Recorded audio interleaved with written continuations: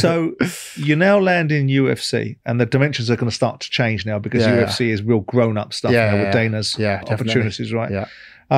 But you lose your first pro fight in Brazil. Yeah. And what was that like? Heartbreaking. It's like you work so hard to get to this stage, then you got to the mountain and then just fall off straight away. In my head, this is what I'm thinking, you know, like got to this opportunity that I've worked so hard for, and I lost my first fight in Brazil, and I just remember going and thinking, it's like a big stage, right? Yeah. My first fight, I'm like, I put all this pressure on myself that you need to win, it's your first fight, and sadly I lost a split decision to Claudio Silva, the Brazilian. Why did you think you lost? I thought I won it, but like I said, he got the nod. Was it a step up in levels that you weren't quite at that level at that time? No, it just was. Yeah, that's what wasn't my night. Right. It wasn't my night. Like to this day, I don't know why I lost. You know, and the fight after that, I got like an 8-second knockout, which is the fastest knockout in. I know. History. So I was going to say to you, how damaging was it? Yeah, and the answer was, I knocked the next fella out in 6 seconds. You know what I mean? So it's kind of been that damaging. Yeah. So that was what, 2011. Yeah, I think so. 2011, right? And I'm going to take you forward a little bit now, because in 2022, you fight Kamaru Usman, but you've already fought him in 2015 and he's beat you. And he beat me, yeah. There is this clip of you that's gone viral, and the conversation that you have between yourself and Dave. Yeah. And this appears to me to be such a pivotal moment in that set of circumstances. Yeah. Because, as I say, and just correct me if I'm wrong here, in terms of it's going the same way. Right? You lose the first fight to him in 2015. Yeah. You fight him again in So you set it up. So I fought him again in Utah, Salt Lake City. Salt Lake City is a very it's a high altitude in Salt Lake City. So you have to work hard. Yeah. So that means the air is thin, so you're not getting as much oxygen into your lungs. So your body can't function as much. And but going into it, I'm thinking, okay, I don't really believe in it, you know. Okay, like, if I'm fit in Birmingham, I'm gonna be fit wherever put me in the world. It's different, isn't it? I learned the hard way.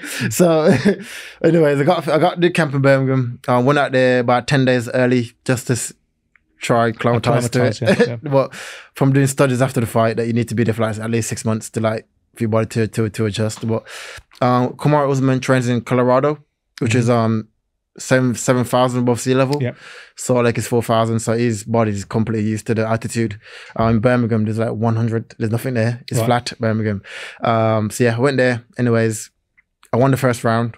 From that, my body kind of just like, for some reason, shut down. I could think what I wanted to do. My body just wasn't reacting. Couldn't execute. Yeah, it just wasn't reacting until the 5th round when Dave woke me up and be like, "Well, that's what I was going to ask you." But the physical, the fact is, it's the psychological approach to that is one thing. Yeah, but it's a real physical manifestation. If you can't get the oxygen into your lungs, that you require, you're struggling, right? Yeah, very. And you're still having that. Yeah, but in the 5th round, you get this. Well, I can only describe it as a call to action. Yeah, but which is an absolute concentrating of one's mind. Yeah, you know, I'm gonna read it for the purpose of just refreshing people's memories, which is, you know, language to one side. Yeah, sit down. You've got to get fucking lively now, Leon. Yeah, you're too down. You're letting them get control. You're too much. You've got to get your hands going. Stop feeling sorry for yourself. What's wrong with you? You're too fucking down. You've got to fucking pull it out of the fire, Rocky. Come on now. What does that speech invoke in you that changes the direction of travel? Because you're going into the 5th round. It's shit or bust now, isn't it? Yeah. You fought this fella before, he's beat you. You're fighting for a world title now. Yeah. This is it. Yeah. This is the moment that a 17-year-old kid, a 13-year-old boy, 17-year-old kid, all the background, all has been built to this moment. You're going to win a world title or not. Yeah. And perhaps be someone that doesn't win a world title. So you're here. Yeah. Right? That speech, some would say, I don't think it is, but some might say, wow, that's a bit brutal. No, there's no mucking about in that speech. Yeah. But that's someone that cares, right? That's someone that he's been with me through the journey. So kind of like, he knows how good I am, right? So he was watching the fight. I was cornering me watching the fight and thinking, like, what's going on with him? Like, he's not doing what he was doing in the gym, for example, you know? So just more just about, because he knows me so well, that he knows how to talk to me, how to wake me up. And he kind of, it kind of just like calm my mind. At the time, my brain was like trying to get oxygen. Trying to get oxygen.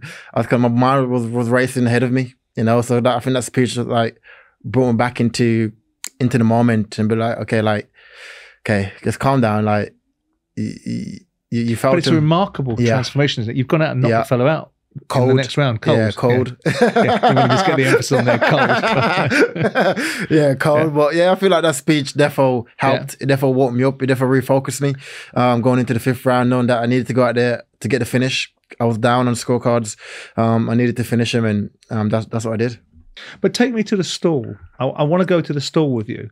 And by that, I mean you're sitting there in the 4th round. Yeah. You know that the challenge that you've got is not that you can't beat this fella, is that your body isn't responding the way you want it to because of the lack of acclimatization. Yeah. What goes through your mind? What is happening at that moment in time that then propels you from being told that you're losing a fight, knowing yourself that you're struggling respiratorily, and knowing yourself that you've got one opportunity to rectify that? Yeah.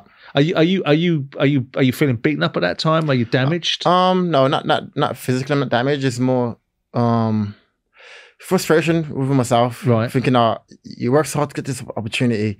Like it means so much to you, and it's slipping through your fingers.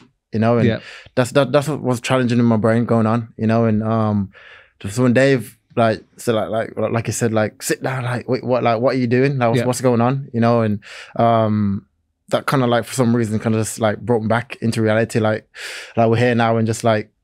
What are you hearing? Are you hearing? I mean, we're hearing the language and people are going, is that a bit brutal? I don't think it. I just think it. I think language gets used, right? Yeah, it's somewhat, right? I mean, what does it do to really you as hearing. a fighter? I'm more like envisioning like my life, right? I mean, I'm envisioning my goals in life. I'm envisioning my mom. This is what I'm envisioning to like calm my brain down. Like you need to do this for them, you know, and for that, and for whatever your why is in life, the why I want to achieve this goal.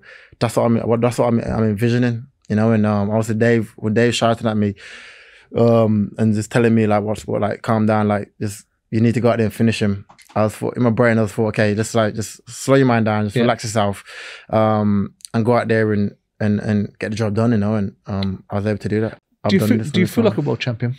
Yeah, 100%. What does a world champion 100%. Feel like? Me? I'm joking. Just the cementing your confidence in yourself. Yeah, you know, it cements your thoughts that you had for yourself, that you are who you say you are. Yeah. You know, and I think that's what makes me a world champion. And the confidence, they say that your confidence grow once you achieve something in anything. It could be a business deal that you wanted to close, and it's confirmation, isn't it? Your confirmation. Mm-hmm. You know, like you are that guy. You know, I feel like that's what being a world champion does. You know, it confirms for your team that they're doing the right job. They confirm they grow. It confirms to me that I'm on the right path, so my mentality grows. So it's like confirmation, right? That breeds more success for the team and for me and for everybody else. You know, you've defended it twice now, which in its own right has further substance behind it, and records attached to it. Yeah. Do you think? Again, this does steer it easily into it for you, I suppose, because of the gym culture. But do you see yourself as a bit of a trailblazer? Yeah, 100%, 100%. Like I said, I was even though he hates when I say this, but even though Michael Bisping did win the bout, he won it from being in the States for like 10 years, then he won the bout. You know, I did it from Birmingham, which for me, I feel like it touches the youth in the UK different, because then now they can believe that they can also win the bout from the UK. Yeah. Then Tom went on and did it from Manchester. So I feel like the more we were able to win bouts coming from the UK, living in the UK, I feel like that will only grow the sport more. It will only push the kids into it more. And so yeah, I definitely feel like I'm a trailblazer, and I can see my influence amongst the mixed martial arts community in my gym and around the world. You know, what do you want to achieve? What's your my goal? What's your direction of travel? Where are you going? What's the ultimate for you? Yeah, I feel like it's going to be my aim now is to be the best of all time. You know, I think right now is GSP. His name is George St.Pierre. A welterweight. At the welterweight, a welterweight. He's the best welterweight of all time, in my opinion. Right.